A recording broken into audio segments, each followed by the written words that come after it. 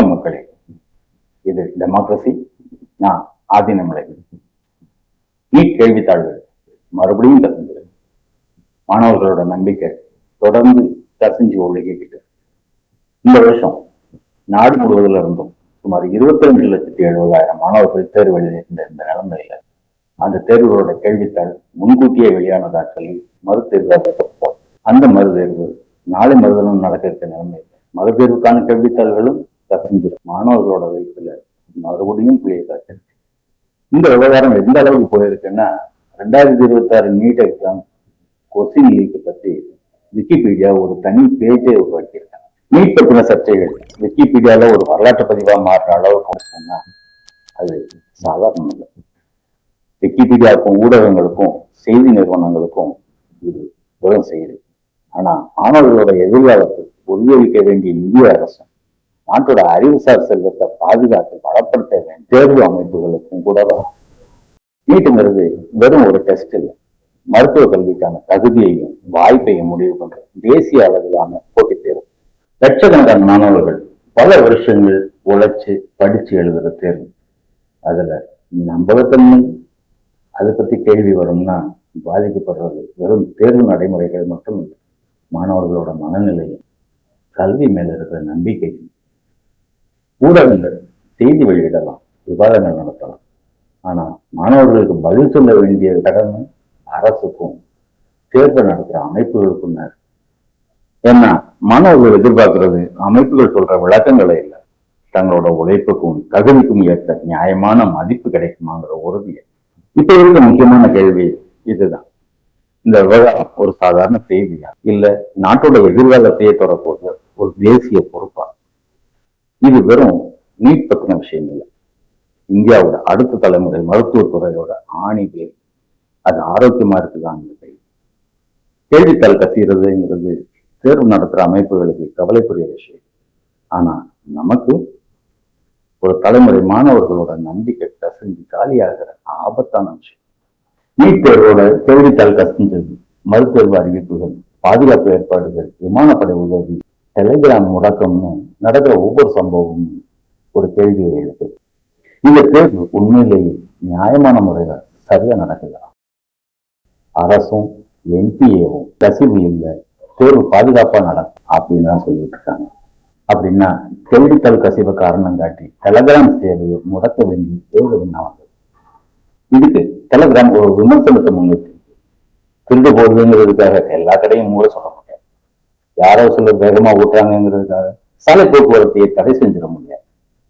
தண்ணியில கூட தான் உயிரிழப்புகள் இருக்கு, அதுக்காக தண்ணியவே தடை பண்ணிடலாமா? சாப்பிடும்போது கூட தான் மூச்சு திணறல் ஏற்பட்டு உயிரிழப்புகள் நடக்குது, அதுக்காக சாப்பாட்டை தடை செஞ்சிட முடியுமா? இதெல்லாம் டெலிகிராம் ஆப்போட விமர்சனங்கள்.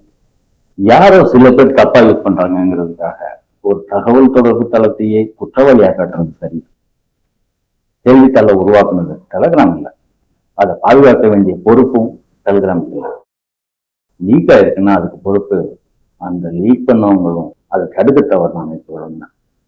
இதுல இன்னொரு முக்கியமான கேள்வி, முதல் தளம் நடந்த கேள்வித்தாள் கசிவுக்கு அப்புறம் பாதுகாப்பை உறுதிப்படுத்துறதுக்காக இந்திய விமானப்படையை பயன்படுத்த போறோம்னு அறிவித்தாங்க. இப்ப இந்த மறுதேர்வு கேள்வித்தாள்கள் நாடு முழுவதும் சுமார் 200 விமான பயணங்கள் மூலமா கொண்டு சேர்க்கப்பட்டதா செய்திகள் சொல்றது. இவ்வளவு கடுமையான பாதுகாப்பு ஏற்பாடுகளுக்கு பிறகும் லீக் ஆயிருக்குன்னா மக்கள் என்ன நினைப்பாங்க? ஒவ்வொரு தரமும் கொஸ்டின் லீக் ஆயிடுச்சு அப்படின்னு சொல்லி தேர்வுகளை முடிவில்லாம தள்ளி வச்சுக்கிட்டே போனா அப்போ மாணவ சேர்க்கை எப்போ, கல்வி ஆண்டு எவ்வளவு காலம் தள்ளிப்பட முடியும்? இவ்வளவு பாதுகாப்பு இருந்தும் பிரச்சனை தீரவே இல்லைன்னா உண்மையில என்ன நடக்குதுங்கிற கேள்வி வரணும். இதுல ஒரு மாணவன் கேட்ட கேள்வி ரொம்ப முக்கியமானது. நேஷனல் டெஸ்டிங் ஏஜென்சி கேள்வித்தாள் கசிவை காரணம் காட்டி டெலிகிராம் முடக்குதுன்னா மறுபடியும் கேள்வித்தாள் கசிய போகுதுன்னு எதிர்பார்க்குதா? இல்ல கசிஞ்ச கேள்வித்தாள் பரவுறதை தடுக்கிறதுக்காகவா? இல்ல கசிவு தொடர்பான தகவல்களை மக்களுக்கு போகாம தடுக்கிறதுக்காகவா? இப்ப பிரச்சனை கேள்வித்தாள் கசிஞ்சது மட்டும் இல்லை, அவநம்பிக்கை. நாளை முதல் தேர்வு எழுத போற ஒரு மாணவன் என்ன மாதிரியான எதிர்பார்ப்போட போகணும்?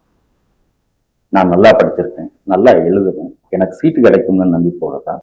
இல்ல நான் எவ்வளவு நல்லா எழுதியிருந்தாலும் கேள்வித்தாள் முன்கூட்டியே யாருக்கெல்லாம் கிடைச்சதோ அந்த சிலருக்கு தான் முதல் வாய்ப்புகள் போக போகுது.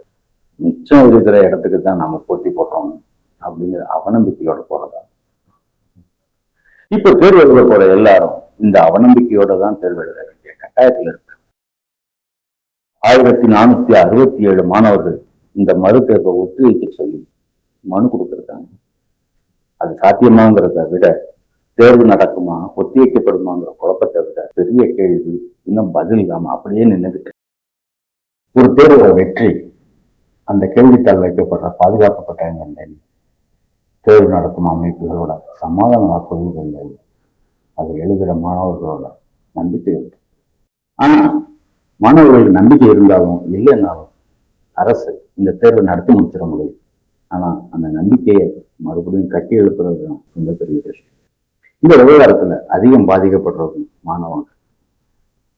குடும்பத்தோட கனவுகளை சுமந்து வருஷ கணக்கில் படிச்சு இப்படிப்பட்ட நிகழ்வுகளால நிம்மதி இழந்து நிற்கிற மாணவர்களுக்கு கிடைக்க வேண்டியது சந்தேகம் இல்லை, நியாயம். அவங்களுக்கு கிடைக்க வேண்டியது விளக்கம் இல்லை, நம்பிக்கை. அவங்களுக்கு தேவையானது வெறும் தேர்வு நடக்குங்கிற உறுதி இல்லை, அவங்களோட தகுதிக்கும் உழைப்புக்கும் ஏற்ற வாய்ப்பு கிடைக்குங்கிற உறுதி. ஏன்னா இது வெறும் ஒரு நடைமுறையோட தோல்வி, ஒரு தலைமுறையோட எதிர்காலம்.